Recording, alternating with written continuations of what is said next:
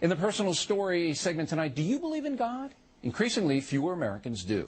According to a Pew poll, 12% of us do not have a belief in a higher power, up from 8% in 1987, and that group includes agnostics. In Europe, the rise of atheism and of Gnosticism is stunning. According to a Zuckerman study, in Sweden, as many as 85% of the population are non-believers. Japan, 65%. France, 54%. And in Britain, 44% do not believe in God in Great Britain.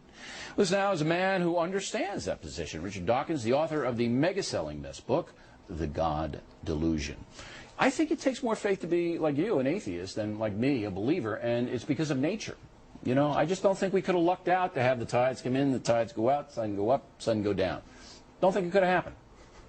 We have a very full understanding of why the tides go in, the tides go out, of why the continents drift about, of why life is there. Science is ever more piling on the evidence, piling on the understanding. But it had to get there. I understand that you know, the physiology of it, if you will, but it had to come from somewhere. And that is the leap of faith that you guys make, that it just happened. Well, a leap of faith, you don't actually need a leap of faith. You're the one who needs a leap of faith because you are actually, the onus is on you to say why you believe in something. There's an infinite number of gods you could believe in. I take it you don't believe in Zeus or Apollo or Thor. You believe in, presumably, the Christian God, Jesus. See, Jesus was a real guy. I could see him. Yeah. You know, and I know what he did. And so I'm not positive that Jesus is God, but I'm throwing in with Jesus rather than throwing in with you guys, because you guys can't tell me how it all got here. You guys don't know. We're working on it. Physicists are working. When you get it, then maybe I'll listen. Yeah. Well, no, I mean, if you look at the history of science over the centuries, the amount that's gained in knowledge each century is stupendous. In the beginning of the 21st century, we don't know everything. We have to be humble.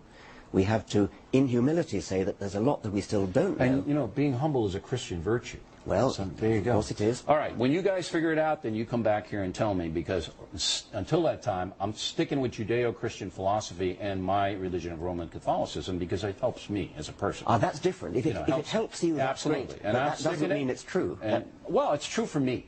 You see, I believe. You mean true for you is different from true for anybody else? How can something be absolutely, true for you? Because I can't Something's either got to be true or not. I can't. No. I can't prove to you that Jesus is God. So that truth is mine and mine alone. But you can't prove to me that Jesus is not. So you have to stay in your little You can't belief prove system. that Zeus is not. You can't prove that Apollo is not. Or I saw Apollo, man. He was down there. He's not looking good. Now, we also differ in the sense that you feel that religion has been a bane, B-A-N-E, to civilization, and I feel atheism has. And I will point to the worst mass murderers in modern times: Hitler, Stalin, Mao, and Pol Pot. All confirmed atheists, all people who wanted to wipe out religion. Now, I know you can point to the Crusades and you can point to Al-Qaeda right now. I mean, it's there, and there's no question.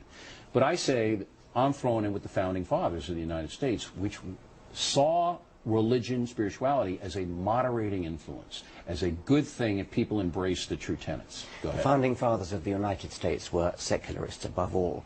Some of them were religious, some of them were not, but they were above all secularists who believed in keeping church and state They separate. had to because of the oppression in Europe. That was what they were, right. Precisely. But I mean, that was almost all of them, they all said a prayer before their deliberations. In their letters, and I have almost all their letters, they all reference the deity. Our Declaration of Independence references heavily. But they saw it as a moderating influence because the federal government at that point couldn't control the country. And they said, you know, if people follow Jesus, then the country's going to be better. It may well be a moderating influence. As for Hitler and Stalin and so on, I mean, of course, Hitler, by the way, was a Roman Catholic. No, he never was. He was raised in that home. Yeah, well, but he rejected it early on. We can dispute that. Stalin was an atheist, no question. But Stalin did the bad things he did, not because he was an atheist. I mean, Hitler and Stalin both had moustaches, but we don't say it was their moustaches that made them evil. I don't think they had any moral foundation, any of those guys. I will say, I don't either. Your book is fascinating, and, you know, congratulations on your success. Thanks for coming on in here. Thank you very much.